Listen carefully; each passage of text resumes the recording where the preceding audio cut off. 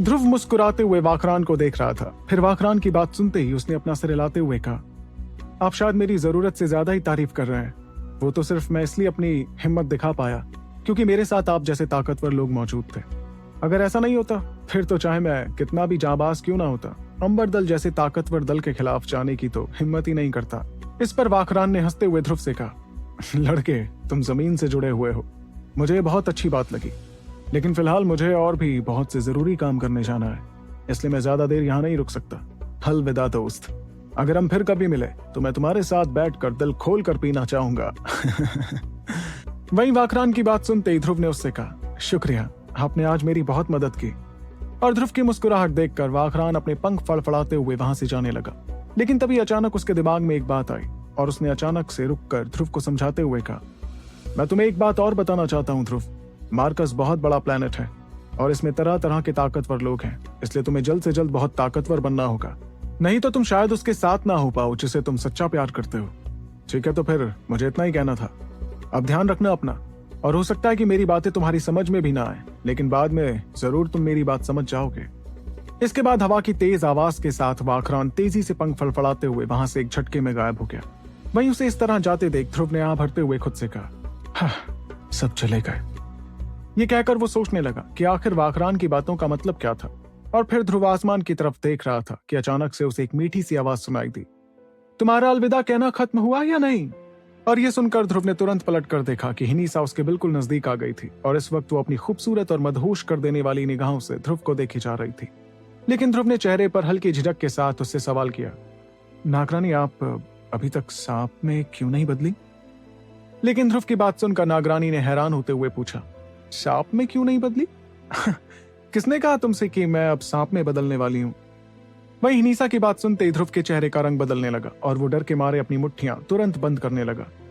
इसका मतलब आपकी आत्मा उस सतरंगी दिव्य नागिन के शरीर से पूरी तरह मिल गई। और ध्रुव को ऐसा कहते देख नागरानी गौर से उसके चेहरे की परेशानी को देखने लगी। फिर उसने हल्की मुस्कुराहट के साथ थोड़ा खुश होते हुए कहा, सच कहूं तो तुम्हें बचाने का फायदा तो हुआ है, और वो ये है कि दिव्य नागिन अगले 3 दिन तक मुझ पर बिल्कुल हावी नहीं होगी। इस पर ध्रुव ने एक राहत की सांस ली कि कम से कम नागरानी हमेशा के लिए तो ऐसी नहीं हो गई थी।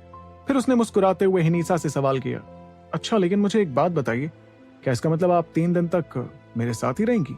और ध्रुव की बात सुनते ही नागरानी अचानक से ध्रुव के बिल्कुल नजदीक आ गई। वो ध्रुव के इतने करीब थी कि ध्रुव को उसके परफ्यूम की खुशबू तक महसूस हो रही थी। लेकिन हिनीसा के चेहरे पर एक शैतानी मुस्कुराहट थी जिसे देखकर ध्रुव का पूरा शरीर एक झटके में अकड़ गया। तभी हिनीसा ने मुस्कुराते हुए ध्रुव से कहा, अपने दिमाग में कोई भी गलत ख्याल मत लाना, क्योंकि अगर तुमने गलती से भी ऐसा किया ना तो तुम एक झटके में अपनी जान गंवा बैठोगे। इसके साथ ही उसके गोरे हाथ ध्रुव के ठीक सामने आ गए और उसमें से अचानक से शक्तियां निकलने लगी। वहीं उस हाथ को देखकर ध्रुव काफी घबराने लगा कि तभी हिनीसा ने उससे कहा, चलो वो चीज अब चुपचाप मेरे हाथों में थमा दो। ये सुनकर ध्रुव ने हैरानी में उससे सवाल किया, अब कौन सी चीज? इस पर नागरानी ने धीमी आवाज में ध्रुव से फुसफुसाते हुए कहा, आत्मा शरीर गोली का नुस्खा। और हिनीसा की बात सुनते ही अचानक से ध्रुव के चेहरे पर एक हल्की परेशानी दिखाई देने लगी। फिर उसने डर के मारे मुस्कुराते हुए अपनी स्टोरेज अंगूठी में से आत्मा शरीर गोली का नुस्खा बाहर निकाला। उस नुस्खे को बाहर निकालते ही ध्रुव उसे गौर से देखने लगा, क्योंकि उसे हासिल करने के लिए ध्रुव को बहुत ज्यादा मेहनत करनी पड़ी थी। लेकिन फिलहाल उसकी पूरी मेहनत बर्बाद हो गई थी, क्योंकि उसे यह नुस्खा नागरानी को पकड़ाना था। इतने में नागरानी हिनीसा ने तुरंत ध्रुव के हाथों से आत्मा शरीर गोली का वो नुस्खा छीन लिया और पहली बार उसके चेहरे पर एक ऐसी खुशी दिखाई दी जो ध्रुव ने अभी तक नहीं देखी थी। उसके बाद हिनीसा ने धीरे से वो नुस्खा खोलने के बाद अपनी खूबसूरत आंखों से उसे पढ़कर देखा। जाहिर सी बात है कि वो सिर्फ उस गोली के बारे में पढ़ रही थी, ना कि उसे बनाने के तरीके के बारे में। और जैसे हिनीसा ने कागज में लिखी चीजें पढ़ी तो उसने एक राहत की सांस लेते हुए उसे वापस मोड़ कर बंद कर दिया। ऐसा करते ही हिनीसा उस नुस्खे को अपनी उंगलियों में घुमाने लगी, जिस दौरान ध्रुव भी बिल्कुल चुपचाप खड़े होकर उसे देखता रहा। तभी अचानक हिनीसा ने अपनी नजरें ध्रुव की तरफ करते हुए उस दवा के नुस्खे को ध्रुव को दिखाते हुए कहा, मेरे ख्याल से तुमने तो इस नुस्खे को देख ही लिया होगा, है ना? इस पर ध्रुव ने थोड़ी झिझक के साथ जवाब देते हुए कहा, हाँ मैं इसे देख चुका हूँ। ये सुनकर हिनीसा की सांसें थोड़ी तेज हो गईं, जिसके साथ उसने ध्रुव से आगे सवाल किया, तो क्या तुम इस दवा को बना सकते हो? और हिनीसा का सवाल सुनने के बाद ध्रुव ने मजबूरी में मुस्कुराते हुए उसे जवाब दिया, माफ करना लेकिन मैं तो अभी रैंक 4 का हकीम भी नहीं बना, और ये आत्मा शरीर की गोली तो एक रैंक 6 की गोली है, इसलिए मेरे लिए इसे बनाना तकरीबन नामुमकिन होगा। लेकिन तभी अचानक हिनीसा ने मुस्कुराते हुए उससे कहा, नामुमकिन होगा?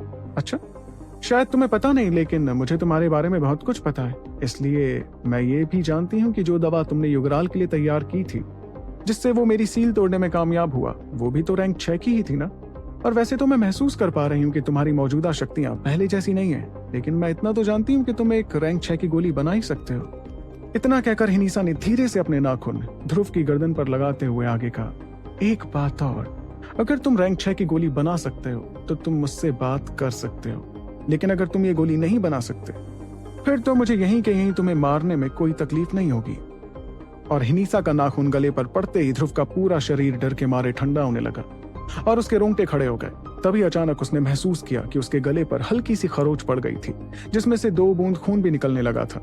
इस एहसास को महसूस कर ध्रुव ने मनी मन खुद से कहा, युगराल बिल्कुल ठीक कह रहे थे, ये लड़की तो सच में बहुत खतरनाक है। बेटा ध्रुव, इससे जरा बचकर रहना। ये सोचकर ध्रुव ने तुरंत हिनीसा की तरफ देखते हुए उससे सवाल किया, ठीक है, मैं आत्मा शरीर गोली बनाने में आपकी मदद करूंगा, लेकिन इससे मुझे क्या फायदा होगा? इस पर हिनीसा ने ध्रुव को तुरंत जवाब देते हुए कहा, फायदा?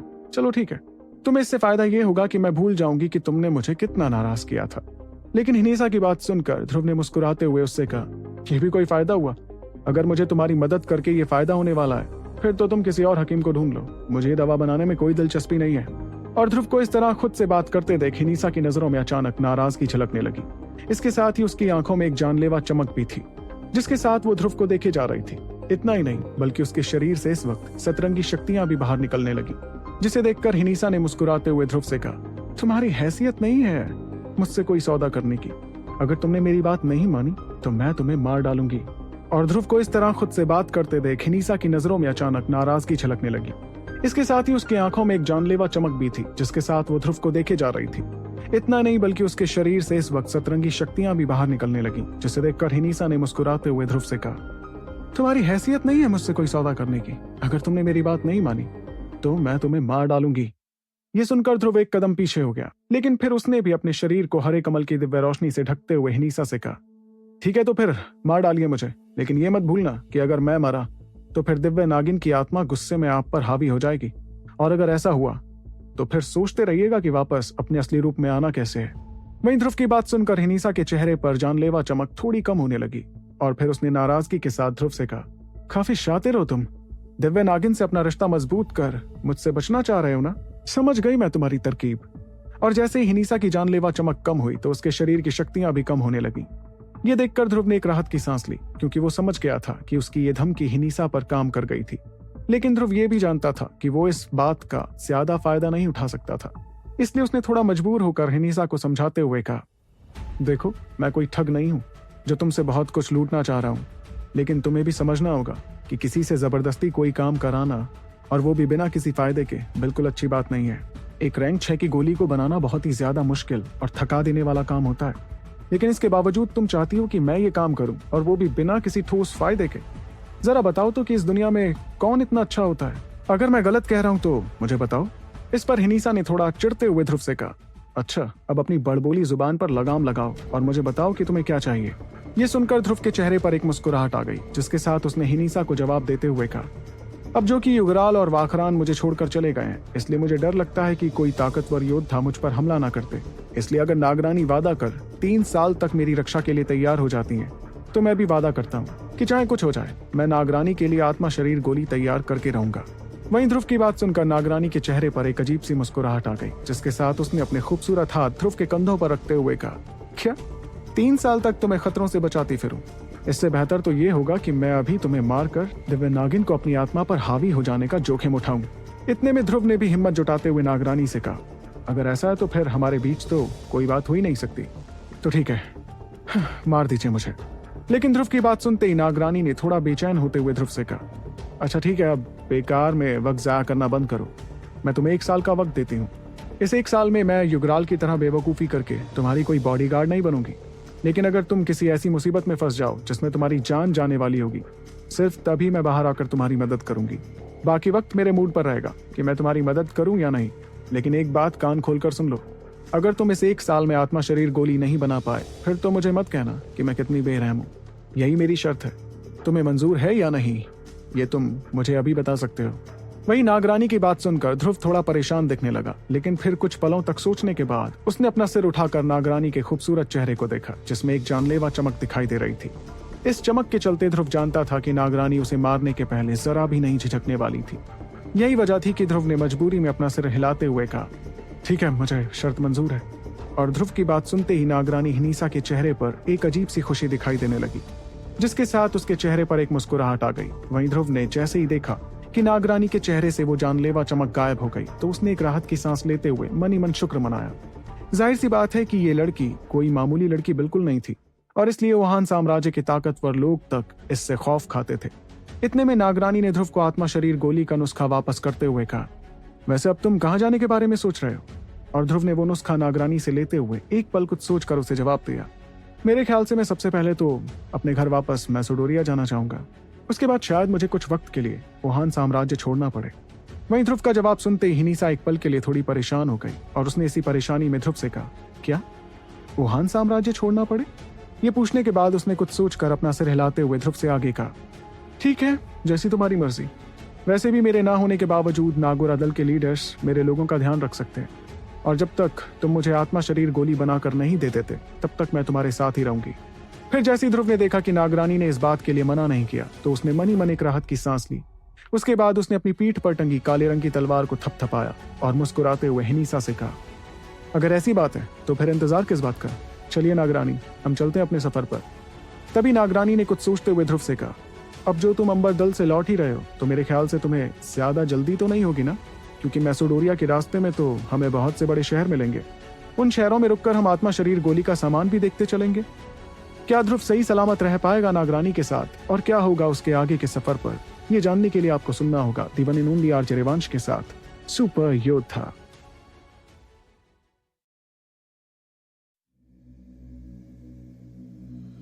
हिनीसा की बात सुनकर ध्रुव ने अपना सिर हिलाते हुए उसके खूबसूरत चेहरे को गौर से देखा। उसके बाद उसने मजबूरी में हिनीसा को समझाते हुए कहा, नागरानी, मेरा मानना है कि तुम्हें अपना चेहरा ढककर चलना चाहिए, क्योंकि अगर किसी ने भी तुम्हें पहचान लिया तो खामखा हंगामा खड़ा हो जाएगा। और ध्रुव की बात सुनकर नागरानी ने अपना सिर हिलाते हुए हामी भरी। उसके बाद वो पलटकर धीरे से उस रास्ते पर चलते हुए आगे बढ़ने लगी। इतने में ध्रुव ने भी अपने कंधे झटकारते हुए एक नजर पीछे की ओर देखा, जहां उसे बादलों से ढकी एक जगह दिखाई दे रही थी। उस जगह को देखकर ध्रुव ने कहां भरी, क्योंकि 3 साल की जिस शर्त ने ध्रुव को बांध कर रखा था वो आखिरकार अब खत्म हो गई थी। पिछले 3 सालों में ध्रुव ने जी तोड़कर मेहनत की थी और उसने बहुत कुछ गंवाया था, लेकिन तभी अचानक उसके जहन में एक लड़की का मुस्कुराता हुआ चेहरा आया, और इस वजह से ध्रुव ने मुस्कुराते हुए कहा, इरा, मैं उम्मीद करता हूँ कि तुम्हें अकेडमी में कोई तकलीफ नहीं हो रही होगी, बस थोड़ा और इंतजार करना, मैं आने ही वाला हूँ। जाहिर सी बात है कि इरा को ध्रुव ने पिछले 2 सालों से नहीं देखा था। यही वजह थी कि वो अब उससे मिलने के लिए थोड़ा बेचैन होने लगा था। ये सोचकर ध्रुव ने पलटकर वापस अपनी नजरें नागरानी की तरफ की, जो इस वक्त काफी आगे जा चुकी थी। फिर उसे देखकर ध्रुव भी मुस्कुराते हुए सीधे आगे जाने लगा। उसके बाद ध्रुव अंबर पर्वत से लौटकर वापस राजधानी में नहीं लौटा, बल्कि वो और हिनीसा तो दूसरी दिशा में उड़ते हुए मैसेडोरिया के लिए रवाना हो गए। मैसेडोरिया और वुहान शहर के बीच की दूरी हजारों मील की थी। वहीं ध्रुव और हिनीसा की तेज रफ्तार को ध्यान में रखते हुए भी उन्हें मैसेडोरिया पहुंचने में कम से कम 2 से 3 दिन तो लगने ही थे। और तो और हिनीसा की गुजारिश पर ध्रुव उन बड़े शहरों में रुककर दवा के लिए सामान भी ढूंढना चाह रहा था। इस वजह से उन्हें अपना सफर तय करने में और ज्यादा वक्त लगने वाला था। लेकिन अच्छी बात तो ये थी कि ध्रुव की 3 साल की शर्त खत्म हो चुकी थी, इसलिए उसके पास वक्त की कोई पाबंदी नहीं थी, जैसा कि पहले हुआ करती थी। यही वजह थी कि उसके चेहरे पर फिलहाल जरा भी परेशानी नहीं दिखाई दे रही थी। ये 3 सालों में पहली बार था जब ध्रुव खुद को इतना बेफिक्र महसूस कर रहा था।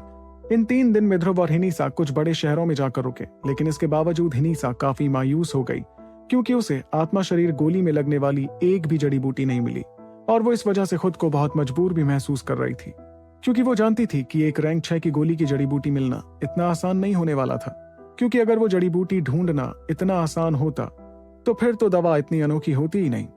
वहीं इस वक्त ध्रुव और हिनीसा चलते हुए आगे बढ़ रहे थे। इस दौरान ध्रुव काफी हैरान था कि हिनीसा अब तक दिव्य नागिन में क्यों नहीं बदली थी, क्योंकि जितना उसे याद था हिनीसा ने उससे कहा था कि 3 दिन में वो वापस बदल जाएगी।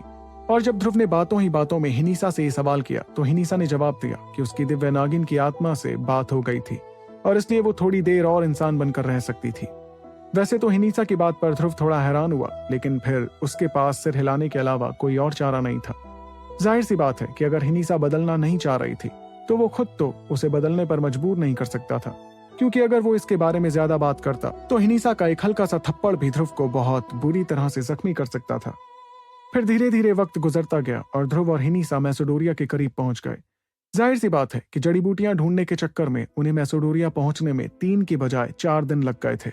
वो दोनों फिलहाल सोनोमा शहर पहुंच गए थे, जहां से मैसेडोरिया बहुत ज्यादा दूर नहीं था। और तो और ध्रुव और हिनीसा की रफ्तार के हिसाब से तो उन्हें मैसेडोरिया पहुंचने में तकरीबन आधा दिन और लगता। सोनोमा शहर दवा की जड़ी बूटियों के लिए जाना जाता था, इसलिए हिनीसा बिना ध्रुव को बताए यहाँ उतर गई थी। उसके बाद उसने एक हरे रंग के कपड़े से अपना चेहरा ढका, जिसके बाद वो शहर के अंदर घुसी। वहीं उसके पीछे ध्रुव ने घर लौटने की इच्छा को मजबूर होकर दबाया और वो चुपचाप हिनीसा के पीछे जाता रहा। फिर वो दोनों शहर के अंदर चलते रहे, जिस दौरान उन्हें किसी ने भी आकर नहीं रोका। वैसे तो शहर में घूमते सिपाहियों की नजर नागरानी के खूबसूरत शरीर पर बार बार पड़ती, लेकिन कहीं ना कहीं वो लोग डर के मारे आगे नहीं आते कि कहीं ये किसी बड़े परिवार की बेटी ना निकले। उसके बाद ध्रुव चलते चलते एक रेस्टोरेंट में घुसा, जहां इस वक्त बहुत भीड़ इकट्ठा हो रखी थी और वुहान शहर के मुकाबले इस इलाके में ढेर सारे योद्धा दिखाई दे रहे थे, क्योंकि वुहान शहर में रहना सिर्फ अमीरों के बस की बात थी। इस वक्त तरह तरह के लोग उस रेस्टोरेंट में मौजूद थे। ध्रुव दरअसल यहाँ इसलिए आया था ताकि वो कुछ लोगों से बात करके इस बात का पता लगा सके कि सोनोमा शहर में सबसे अच्छी जड़ी बूटियां कहाँ मिल सकती थी। तभी ध्रुव और हिनीसा खिड़की से लगी एक टेबल पर जाकर बैठ गए। फिर हिनीसा अपने खूबसूरत और नाजुक हाथ अपनी चेहरे पर रखकर खिड़की से बाहर देखने लगी। इन 5 दिनों में जितनी भी जानकारी हासिल की गई थी वो ध्रुव ने ही की थी, इसलिए हिनीसा के शाही ठाट देखकर ध्रुव मजबूरी में अपना सिर हिलाने लगा।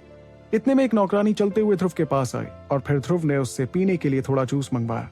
ऐसा करके वो उठकर आसपास की टेबल्स पर जाकर जड़ी बूटियां हासिल करने के लिए और जानकारी इकट्ठा करने लगा। और फिर जब कुछ पलों बाद वो वापस हिनीसा के पास आया तो उसका चेहरा पसीने से तरबतर हो रखा था। वहीं टेबल के पास पहुंचकर ध्रुव ने हिनीसा को देखा कि कैसे वो बेफिक्र होकर जूस पीने में लगी हुई थी। उसे देखकर ध्रुव ने कहा भरते हुए सोचा कि इस लड़की का अपने ओहदे पर गुरूर कितना ज्यादा था। तभी हिनीसा ने जूस का ग्लास टेबल पर रखकर ध्रुव की तरफ देखते हुए कहा, कैसा रहा? क्या तुम्हें कोई काम की जानकारी मिली? इस पर ध्रुव ने भी अपना जूस का ग्लास उठाकर उसमें से 2 घूंट पीने के बाद हिनीसा को जवाब दिया, ऐसा कहा जाता है कि इस शहर में एक काफी मशहूर जड़ी बूटी का तहखाना है। वहां पर बहुत सी अनोखी जड़ी बूटियां मिल सकती हैं, लेकिन ऐसी अनोखी जड़ी बूटियों की कीमत बहुत ज्यादा महंगी है। ये सुनकर नागरानी ने मुस्कुराते हुए उसे जवाब दिया, जूस पियो और कुछ पल आराम करो, इसके बाद हम सीधे जड़ी बूटियों के उस तहखाने में चलते हैं।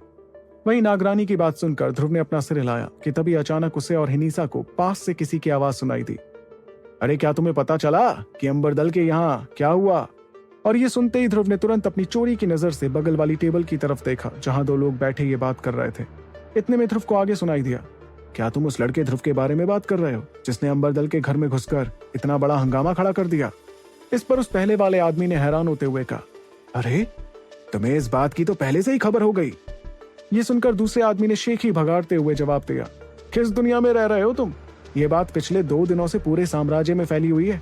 उस लड़के ध्रुव ने अंबरदल के घर में घुसकर उसकी होने वाली लीडर लारा जयान को हरा दिया। मैंने सुना है कि यह मुकाबला उस शर्त को लेकर था जो 3 साल पहले लारा ने ध्रुव से लगाई थी, उससे शादी तोड़ते वक्त। पहले तो मुझे लगा था कि लारा ने सही किया, आखिर इतने बड़े परिवार की लड़की एक छोटे से दल के लड़के से शादी कैसे कर सकती थी। लेकिन अब जो ताकत ध्रुव ने दिखाई है उसे देखकर तो ऐसा लगता है कि लारा जिंदगी भर अपने इस फैसले पर गम मनाने वाली है। अच्छा, फिर उसके बाद क्या हुआ? मेरा मतलब इस बात में तो मुझे कोई हंगामा समझ नहीं आ रहा। अरे असली हंगामा तो इस मुकाबले के बाद हुआ था। दरअसल अंबरदल जबरदस्ती ध्रुव को रोकना चाह रहा था, मगर ये जवान लड़का भी कोई कम नहीं है। उसके साथ बहुत से ताकतवर लोग जुड़े हुए हैं। मैंने सुना है कि उसके बाद दोनों के बीच एक मुकाबला हुआ जिसमें इस लड़के के साथ न सिर्फ 2 शक्ति सम्राट खड़े थे, बल्कि नागोरा लोगों की रानी भी उसकी मदद के लिए तैयार हो गई थी। बेचारे अंबरदल ने तो पूरी ताकत लगा दी, लेकिन फिर भी वो ध्रुव को सही सलामत लौटने से रोक नहीं पाए। और जैसे उस आदमी ने नागोरा लोगों की रानी का जिक्र किया तो आसपास बैठे लोगों ने भी हैरान होते हुए कहा, क्या नागरानी हिनीसा भी उसके साथ खड़ी हो गई? वहीं आसपास बैठे लोगों की हैरानी भरी नजरों को देखकर उस आदमी को बहुत खास महसूस होने लगा कि सभी लोग उसकी ही बातें सुन रहे हैं। और फिर उसने हंसते हुए सभी को बताया, अरे ये तो कुछ भी नहीं, मैंने तो ये भी सुना है कि वो जो ध्रुव है ना, वही इस बार की हकीम कंपटीशन का विनर भी है। इतने में किसी और आदमी ने थोड़ी झिझक के साथ कहा, लेकिन हकीम कंपटीशन का विनर तो कोई ध्रुपद मौर्य था ना? इस पर उस आदमी ने मुस्कुराते हुए जवाब दिया, अरे यही तो उस लड़के का नकली नाम था, जरा सोच कर देखो, ध्रुपद मौर्य, ध्रुव शौर्य, एक जैसे नाम ही तो है। और ये सुनते ही आसपास के लोग एक पल के लिए दंग रह गए। इसके बाद सभी लोगों को इस बात का एहसास हुआ और सभी सोचने लगे कि वो लड़का कितना चालाक था। इतने में उस आदमी ने अपने ग्लास में शराब उड़ेलते हुए कहा, ये लड़का तो वाकई लाजवाब है। इतनी कम उम्र में ये इतने ऊंचे मुकाम पर पहुंच गया है। मैं दावे के साथ कह सकता हूँ कि ये तो सिर्फ शुरुआत है। आगे जाकर ये लड़का जरूर मार्कस के सबसे ताकतवर लोगों में से एक बनेगा। जाहिर सी बात है कि हर इंसान ऐसे मुकाम पर पहुंचने का सपना देखता था, लेकिन इस लड़के ने इतनी कम उम्र में ये सब हासिल कर लिया था। इसलिए सभी मन ही मन थोड़ी जलन के साथ ध्रुव की तारीफ करने के अलावा और कुछ नहीं कर पाए। इस दौरान ध्रुव सभी की बातें सुनकर काफी हैरान हो गया था। दरअसल उसने बिल्कुल भी उम्मीद नहीं की थी कि अंबर पर्वत पर हुए मुकाबले की खबर साम्राज्य के दूसरे कोने में इतनी जल्दी फैल जाएगी। तभी नागरानी हिनीसा ने जूस का घूंट लेते हुए ध्रुव से कहा, बधाई हो, तुम तो काफी मशहूर हो गए हो। इस पर ध्रुव ने अपना सिर हिलाते हुए नागरानी को जवाब दिया, शुक्रिया, लेकिन मुझे इस तरह मशहूर होने में कोई दिलचस्पी नहीं है। चलो अब चलते हैं यहाँ से, हमें जड़ी बूटियों के तहखाने भी तो जाना है। ये सुनकर हिनीसा ने भी अपना सिर हिलाया और फिर वो दोनों उठकर वहां से जाने लगे। लेकिन तभी उन्हें पास ही की एक टेबल पर होती कुछ बातचीत सुनाई पड़ी।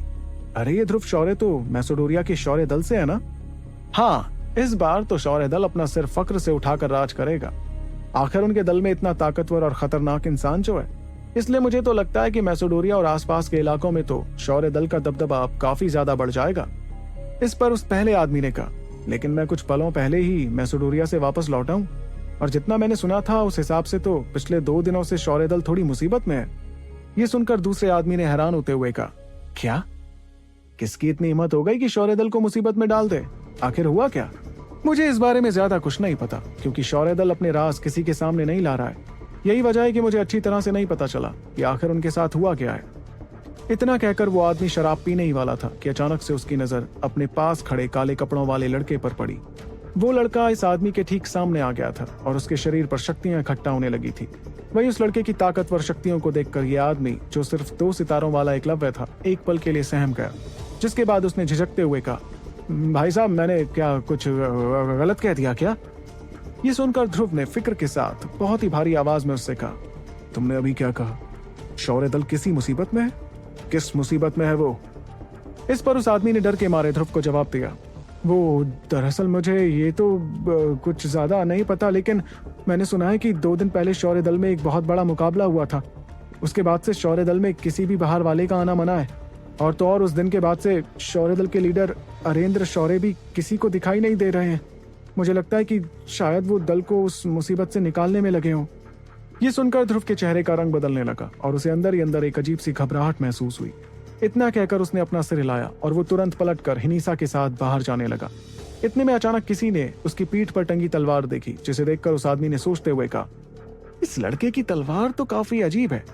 काले रंग की तलवार तो मैंने आज तक कहीं नहीं देखी। इस पर अचानक से उस एकलव्य रंग के आदमी ने हैरान होते हुए कहा, काले रंग की तलवार? इसका मतलब ये लड़का ही ध्रुव शौर्य था। ये तो वाकई काफी जवान है। इसके बाद उस रेस्टोरेंट में खलचल मच गई, लेकिन ध्रुव इन सभी बातों से काफी दूर आ चुका था। फिर बाहर आकर उसने नागरानी की तरफ देखते हुए फिक्र के साथ कहा, मैं यहाँ और देर नहीं रुक सकता। मुझे जल्द से जल्द मैसेडोरिया लौटना होगा। मुझे लगता है कि मेरा परिवार किसी खतरे में है। आखिर कौन से खतरे का सामना कर रहा है शौर्य दल, और क्या ध्रुव के पिता को कुछ हो तो नहीं गया है? ये सब जानने के लिए सुनते रहिए सुपर